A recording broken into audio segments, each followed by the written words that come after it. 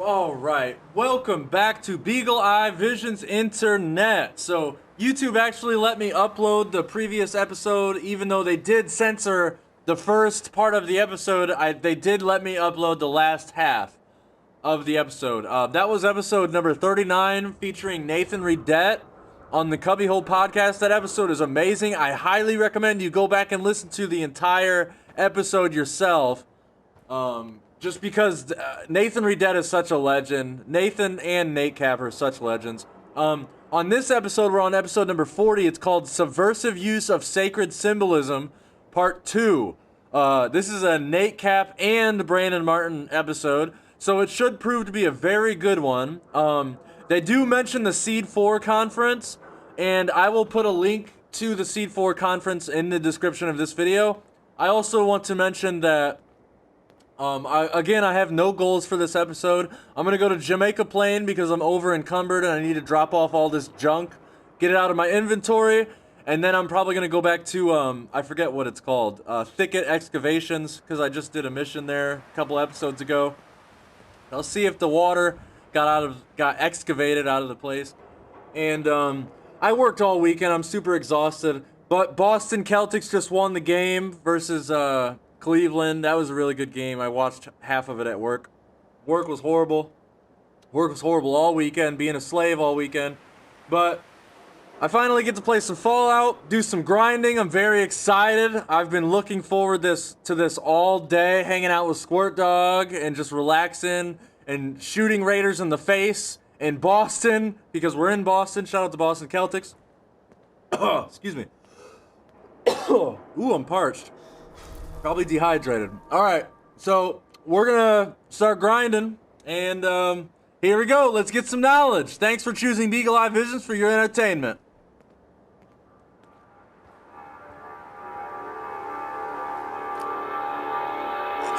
And that's one of the things about religion that we have to remember when we're talking about that makes it such a hot topic issue.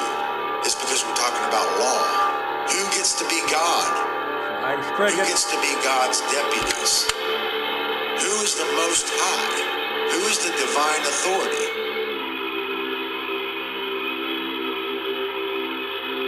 It's all about the claim to the Most High.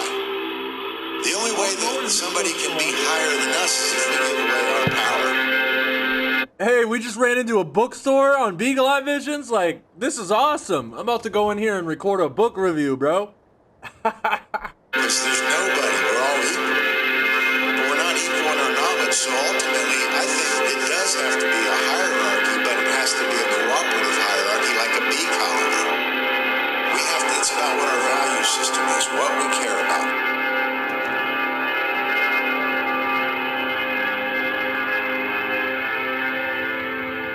Hello, Hive Mind. Today is February 22nd, 2021. I am your host, Nate Cap, joined by co-host Brandon Martin. Welcome to the 40th CubbyWhole podcast, where important topics are unveiled, discussed, and tested. Our website is CubbyWhole.com. That's CubbyWhole.com. As of now, this show comes out every Friday at 12 p.m. Pacific time. And please make sure to start at podcast number 1 if this is your first time hearing the show. Brandon, how you doing, man? I'm doing pretty good, Nate. It's very exciting to get back on here with you. Yeah, it's so awesome, man. This is going to be a really jam-packed show. I'm very excited because symbolism is one of the greatest things you could ever learn, and I'm just beyond stoked that I get to share this with you. So it's really cool. Yeah, I've been looking forward to discussing these topics with you myself, because I know how well we do with symbolism. Both of us, we both have something to bring to the table when it comes to this. I believe that we both are very astute in symbolic understanding, especially when it comes to some of the topics that we're going to cover here today. So I'm very, very looking forward to getting this information out to the people, and hopefully all the listening audience can take value from this information and utilize it in their own daily lives. Right. You know, we really hope to inspire people with this kind of content, because symbolism is life-changing for sure. Something I wanted to mention that I thought was really cool is this is show number 40. So we have the CubbyWhole podcast show started last year in February on the 27th. So we have done 40 shows now with this one since then, and I think that's pretty cool.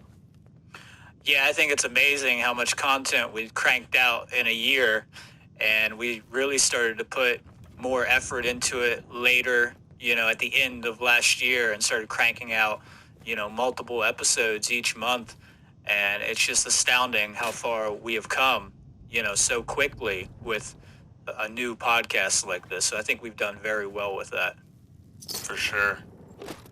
And by the way, some really cool other news. The CubbyWhole podcast is now on the site minds.com. That's MINDS.com. And I want to thank my girlfriend Cindy for helping get all the shows up, because it's really hard to do all this alone, or with Brandon. And I know Douglas is also helping a lot. So I want to thank all you guys for sure. And if there's anything wrong with Minds, it's definitely all Cindy's fault. So we'll keep that in mind. I'm kidding. Pun intended. Also, the CubbyWhole podcast is on Apple. It's also on TuneIn Radio, Spotify, and iHeartRadio if you prefer a different way of listening, or you know someone who'd listen if only it were on a platform that they'll listen to. And also, CubbyWhole is on BitChute, so many places to listen, just in case you're not wanting to, go to the website. And I totally understand. But, you want to go to the website, especially for the slides. So keep that in mind. The BitChute is up, right, Brandon? Yes, BitChute is up. I have been having troubles getting the videos uploaded because their network seems to have an issue processing videos every once in a while. But yes, BitChute is up, and people can check that out. Douglas is also on BitChute. I think his name is AxePope1, I believe it is, the same as his YouTube channel. But I personally don't have a YouTube channel, a BitChute channel. But we do have the CubbyWhole podcast on there. Nice. Yeah, it's just so important that we are putting this information spread out, because you just never know when we're going to get censored in some way or another, and we just want to keep on putting out as much content as possible. Good content, that is. So last week was pretty awesome. Nathan Redette was on the show, and we talked about natural law, moral relativism, symbolism, religion, and the current medical tyranny event that's still heavily affecting the world. And it was really great to have him on the show and hear his wisdom. So definitely check his work out if you haven't already. And we definitely hope to have him back on in the near future for sure. Today, Brandon and I are going to cover more on subversive symbolism, especially regarding stellar subversive symbolism within the methods of manipulation. Also, we will be explaining Freemasonry, what it is and what it is not, as well as what a Freemason is and is not. Too many people have the wrong ideas about this subject, and I'm telling you, you can't get much closer to truth or source without understanding the science of Freemasonry. So just make sure to listen. While we're on the topic of symbols, this skull right here looks exactly like the Skull and Bones logo, if you guys are familiar with that. I just thought that was kind of interesting. All the way through, because this show is critical to understanding the rest of the shows following this one, especially regarding Freemasonry. And there will be slides for this show today, so please make sure to go on the CubbyWhole website under podcast to follow along. And before we go any further, Brandon is going to give us an important Seed for Growth Conference update. Yes, I think it's very crucial that people understand what's going on with the Seed 4 conference. Unfortunately, due to this pandemic and medical tyranny that we've had going on, I've had a lot of trouble getting this conference going since last year. We had to postpone it last year, and I had been told that there wouldn't be any spots at the location until next year, which is this year now, around the same time. And I was like, okay, well, go further with that. And now currently they have mandated social distancing at the university for events like that, and they have mandated mask wearing. So since the social distancing cuts the seating in half, it's just not financially or feasible for enough people to show up to actually make this conference happen, and I'm having a lot of ethical issues with that as well. So I have decided to do the Seed 4 conference online, most likely through Zoom conference, the Zoom conference platform, that is. That is subject to change, but that should be, I will have that information together by the mid of next month, and that will all be updated on the websites and updated on the Facebook, and we will be making public announcements about this. I also have issued refunds for people who have bought tickets, and I have started that in the past week, and I've almost got all of them out, but a few people have not contacted me to confirm their email addresses for me to get their payments back to them. So if they could do that, if you're listening, just make sure that you read your email, because I sent you an email, and just confirm your payment method that you would like, and I will get that refund out to you immediately. I also am accepting donations for the small expenses of the subscription fee for the Zoom conference or one of the other platforms. I have had gracious donations from a few of the previous ticket buyers, and I thank them from the deepest part of my heart, because it's still going to cost me a little bit of money to do this, and I am losing a little bit of money. One of the other issues I had forgotten to mention was that travel issues for a lot of people. Hold on a second, my dog's drinking water in the background here. Okay. Water break. So one of the other issues, right? So one of the other issues that I forgot to mention is that there has been travel issues. So some of these speakers that were coming from overseas have notified me that it's just not looking feasible to do that. And we all had been thinking about that for a while because of the mandations and restrictions. So that really puts a hamper on getting these people into the country and stuff like that.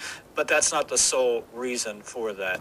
But all the speakers are still the same. They have all been confirmed, and we do have some extra speakers that we will be bringing in because of this. There are pros and cons to doing all of this. One of the pros that I'd like to mention is that all people are going to be capable of accessing this Zoom conference and or this conference online.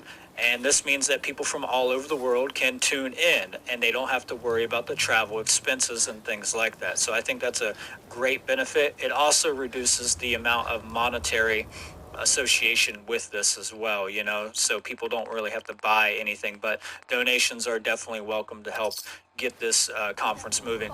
And the final thing to say on this is that it is the same date and time. So as far as, has there been any changes in the date?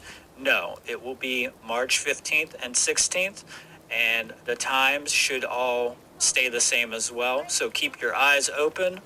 And for the public announcements, it will be up on the CubbyWhole website. There'll be new flyers sent out to people, probably through emails.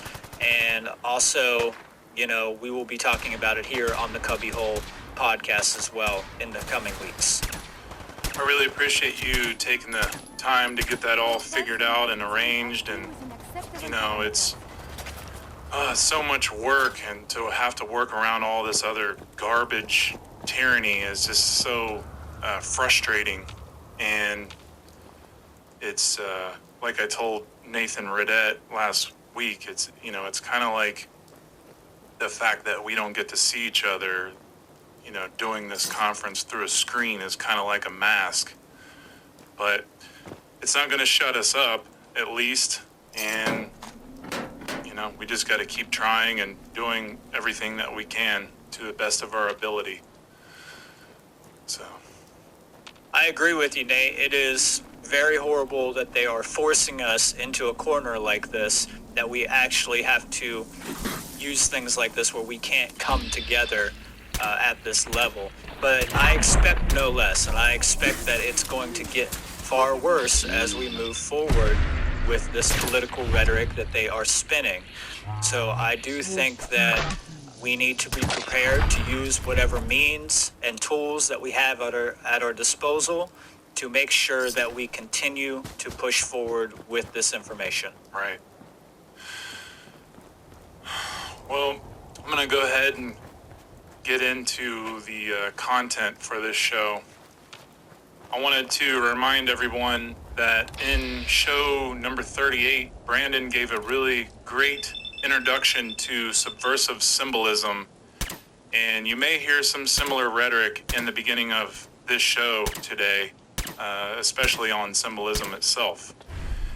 I want to really expand on this topic. And by the way, Brandon, I wanted to add to your owl symbolism.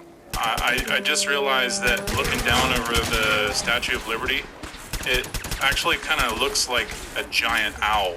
I don't know if you've seen that before, but I thought that was pretty interesting. So it's like, around the base of the statue. Right, that's interesting. I'll have to pull that up and check it out. I have not seen that, actually. I believe I remember that there was a star around the Statue of Liberty, but I could be mistaken about that. But yeah, I would love to check that out. Something else that I wanted to say. Here's one for you, Brandon. Owl is symbolic of or equal to truth because the truth hurts. And what do we typically say when something hurts? Ow. Yeah, I know. I was just thinking that when you brought that up. That's amazing. Yeah, that's good synchronicity right there. Yeah. So, moving on. The student who's ready to listen and learn will find great universal benefit if he or she is serious in this study of symbolism. This is about becoming symbol literate because it's about becoming aware of a language that transcends your typical vernacular or average dialect. So, what is it that makes humans so intertwined with symbolism? Something I think most can logically agree on is we were created with ears to listen. We were created with eyes to see. We were created with mouths to eat and speak, and a nose to sense, a heart for rhythm, and a middle or third eye to do all of those things together spiritually. That's it. We listen for the message. We look for the signs. We speak what we learn through rhetoric in order to understand what we know better. Through the rise of consciousness, we gain a sense for what we need to do and where we need to go. We find the rhythm within that matches the rhythm of truth. We eat the knowledge or information, and it's the I within that sees the creator and understands what the universe is trying to gift us. And if we are paying attention, we'll be gifted with what we need to see. We'll be given the opportunity to recognize that we have a spiritual, intelligent, universal communication with the all, the creator, the universe. And one of the most amazing ways this is done is through a type of mathematical, geometric, seen and unseen fabric known as symbolism.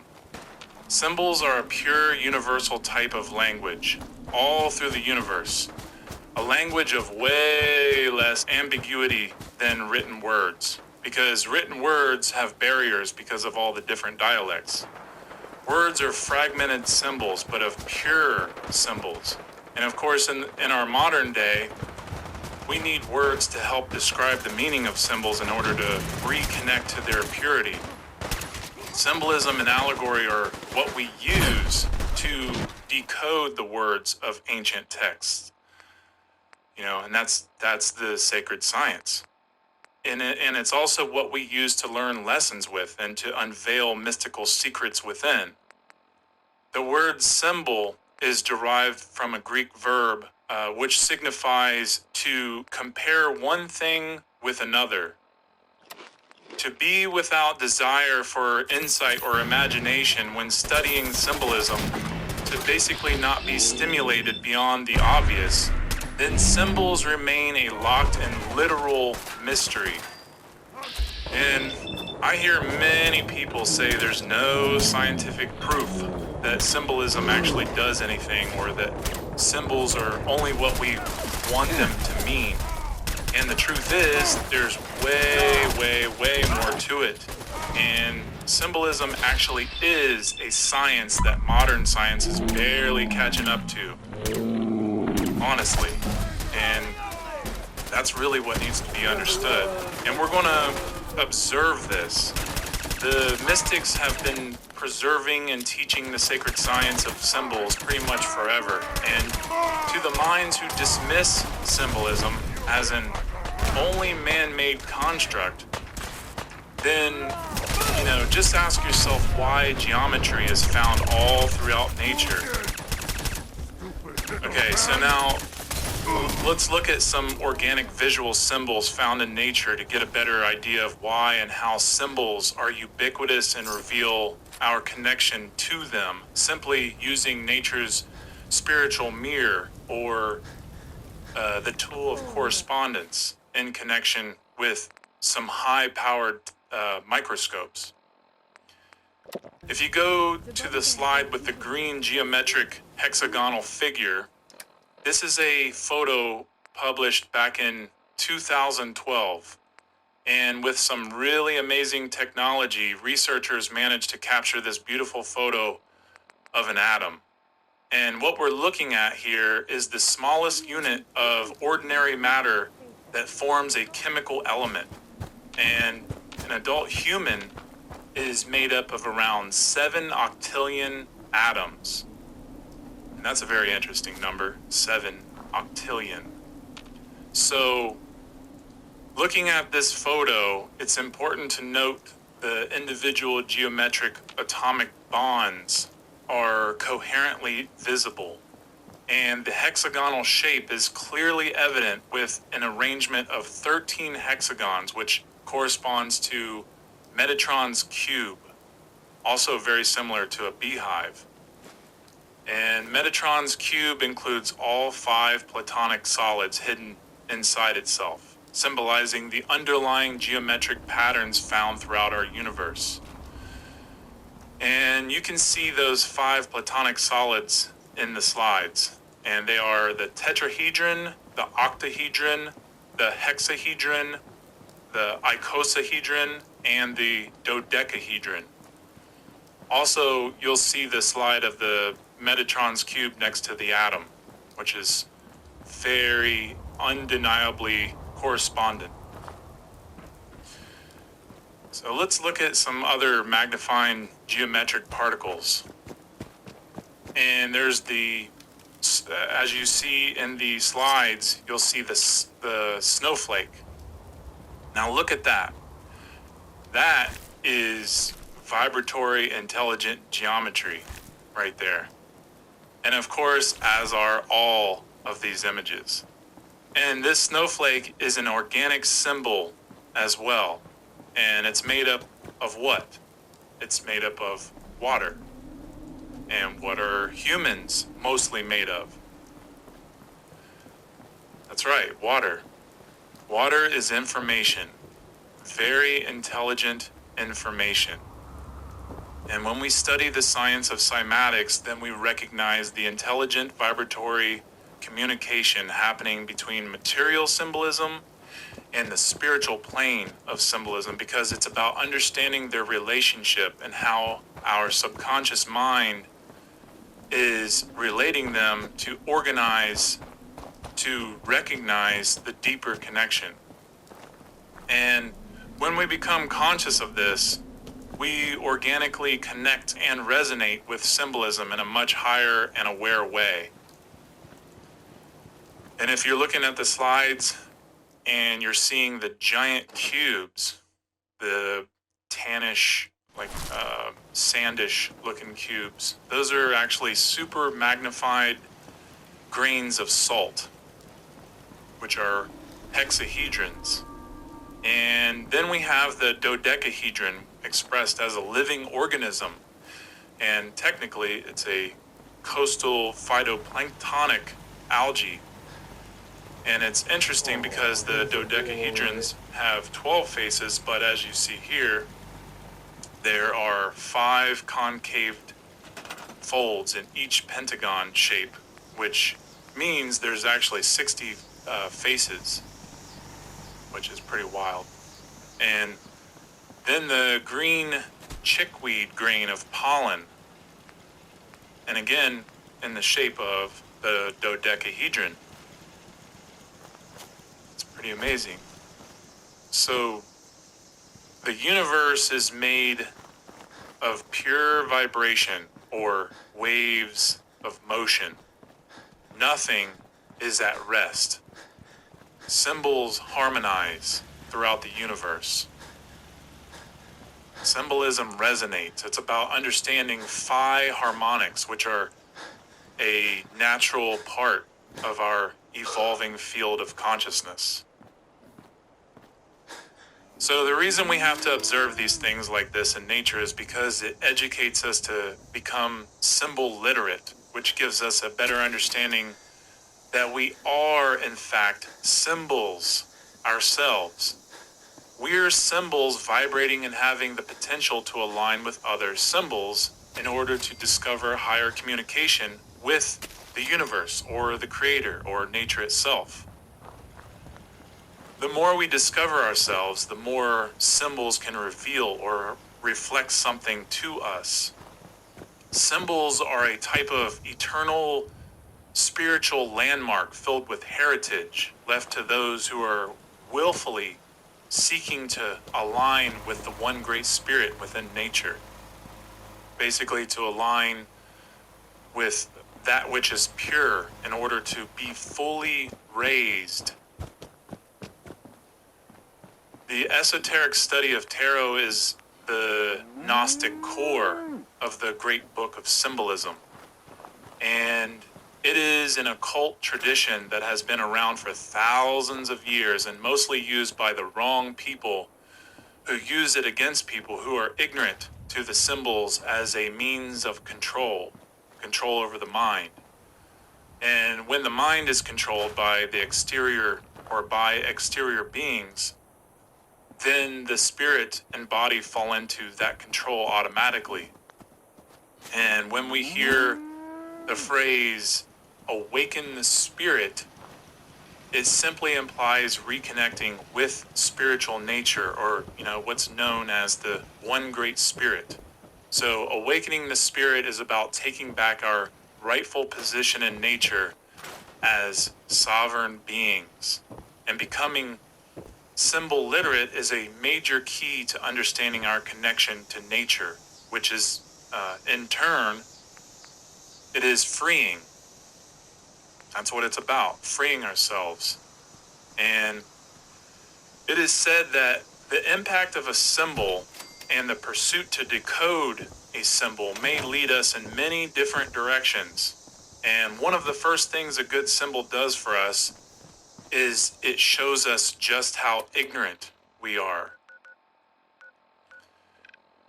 Albert Pike, a Freemason, said that man cannot nearly be told a truth greater than his own capacity to understand. Therefore, the only way in which that can be imparted, for which there is not already an available content of understanding, is by means of symbols. Symbols are important because they cause the individual to increase his own understanding by the contemplation of them. They cause him to draw out from himself a background or a subconscious power to know which he has not yet advanced in a factual or objective manner. And something I want to stress about that is the symbolical or emblematic form of instruction found in the ancient Egyptian hieroglyphical method or principle, which constitutes the kind of education in which the derived word educo implies, which means to draw out or to develop from within.